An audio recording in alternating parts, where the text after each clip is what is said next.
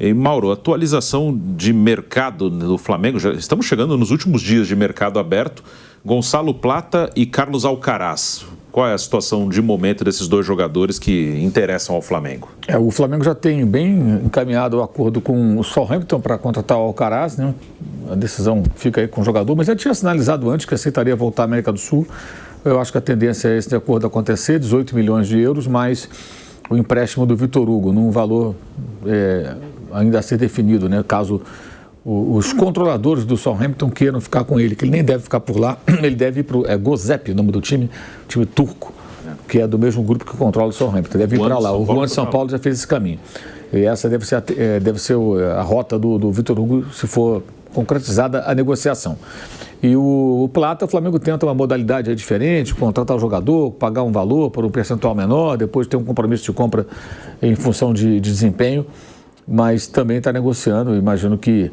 Eu acho que a do Alcaraz parece mais próxima, mas como o Plata está bem queimado lá no Al Sadd, o time dele lá no Catar, né, nem ter sido relacionado, o que se comenta é que eles gostariam de receber os 12 milhões de dólares investidos no atleta, mas não tendo muitas propostas, não tendo ninguém disposto a pagar isso, talvez o pessoal lá do Catar acabe aceitando mais ou menos essa modalidade do Flamengo. Isso deve ter avanço nas próximas horas. O Flamengo segue tentando convencer o Alexandro também a voltar ao futebol brasileiro.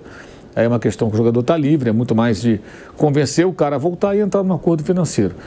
E precisa rapidamente arrumar um lateral esquerdo. Só tem o Ayrton Lucas, não tem mais ninguém, né? E também se comenta a possibilidade de o Flamengo, talvez até por intermédio dos agentes do jogador, negociar o Wesley com algum outro interessado, já que ele já despertou interesses de vários clubes que procuraram o Flamengo. O Bournemouth chegou a fazer uma proposta que era inferior a essa, bem inferior a essa da Atalanta, né? Era coisa de 12 milhões de euros, o Flamengo recusou. Talvez eles consigam retomar a negociação e aí revendo valores ou percentual de venda, enfim. Porque ficou bem ruim o clima para o Wesley, né, para continuar jogando, né? Uma situação bem desconfortável. O Tite ontem elogiou o jogador, que faz parte desse roteiro do Tite, né? Tentar minimizar aí o problema, jogador importante e tal, mas acabou não sendo relacionado e é uma situação desconfortável, né?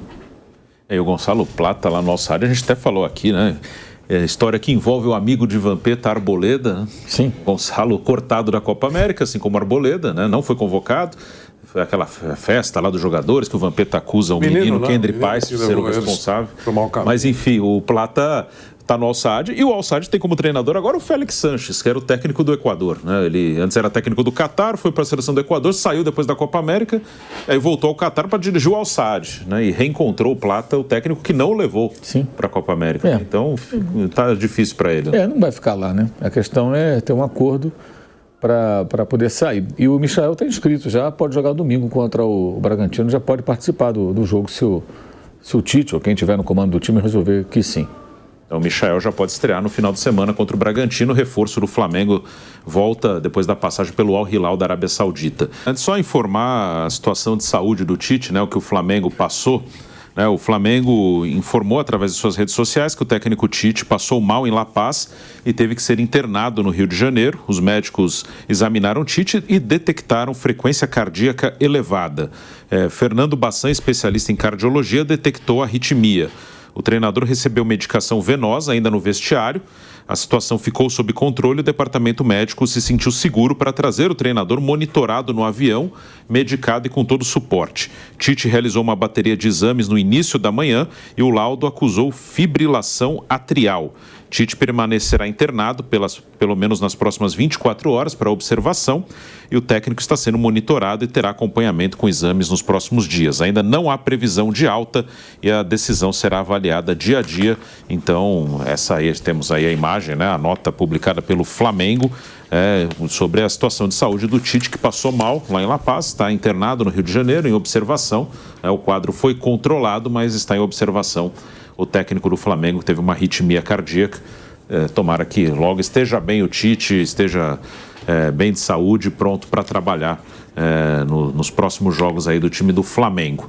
Sobre o time do Flamengo, fim de semana tem jogo contra o Bragantino pelo Campeonato Brasileiro. O Flamengo jogou na quinta noite na altitude, vai voltar a jogar no final de semana no Campeonato Brasileiro.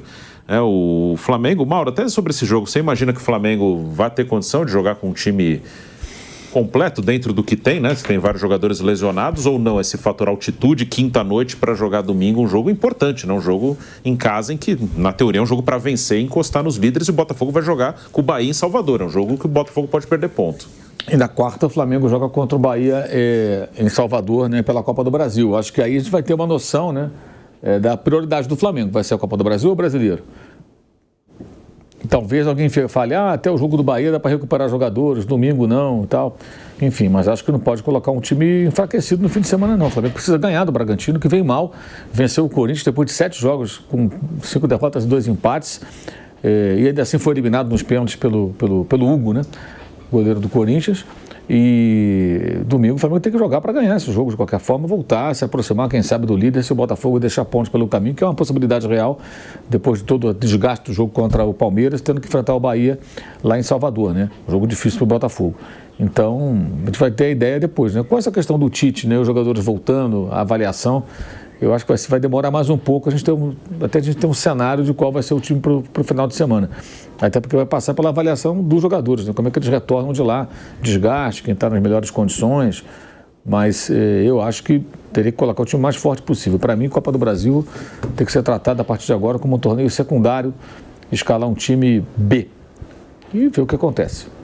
Vamos ver qual vai ser a decisão da comissão técnica do Flamengo, né? Talvez até sem o Tite presente no banco de reservas, né? Vamos ver qual vai ser a situação, né? Acho que para o domingo é muito difícil que ele esteja trabalhando ali no banco de reservas. O time deve ser dirigido ali por um de seus auxiliares, o Matheus, o Kleber Xavier, enfim, alguém que vai comandar o Flamengo no final de semana. Tem alguns números aqui do momento do Flamengo que os números não são bons assim no último mês, assim, nessa última parte da temporada, com maratona, né? Era um mês de resistência, 2 confrontos de mata-mata, passou pelos 2, mas o Flamengo vive um momento assim de resultados mais complicados, né? O Tite já atingiu, né, já ultrapassou o número de derrotas do Sampaoli, por uma coisa até curiosa, né? O Sampaoli não perdeu tantos jogos, mas teve aquela situação muito complicada, relacionamento com os atletas, eliminação da Libertadores, né? O Tite passou ontem pelas oitavas, fase que o Sampaoli caiu com o Flamengo no ano passado,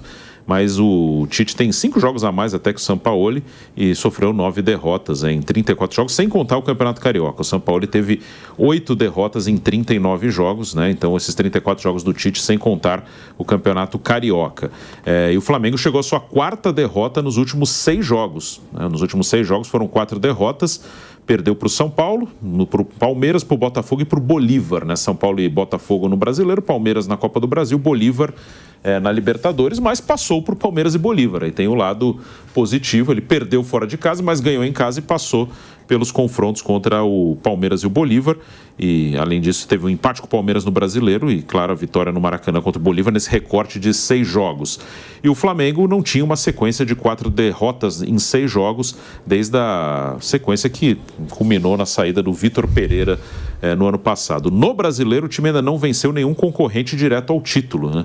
Foram 5 partidas disputadas entre os times que estão no G4, que são o Fortaleza, o Botafogo e o Palmeiras, e o Flamengo ainda não venceu. São 2 empates e 3 derrotas, mas o time está ali na parte de cima da tabela.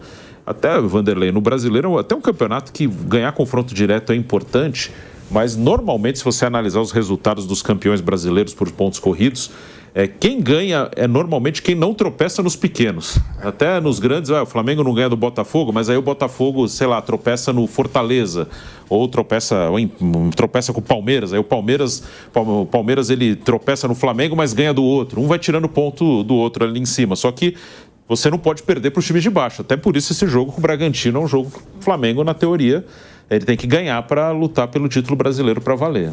Bruno, tem aquela sentença lá, o segredo alguns dizem, o segredo é ganhar em casa e empatar fora. Pronto, é um sucesso a campanha, né? Tem essas abordagens aí. Eu queria falar do Campeonato Brasileiro, como você está falando. Veja, no meu recorte, que é um recorte dos 5 últimos jogos, Botafogo, que é o líder, e o Flamengo estão exatamente iguais. O Flamengo conquistou 7 pontos de 15 disputáveis, os últimos 15 disputados. E o Botafogo, a mesma coisa, né? Só que, se eu não estiver equivocado, o Flamengo tem um jogo a menos. Sim. É isso? Então, você veja que não é uma situação tão desesperadora, dramática.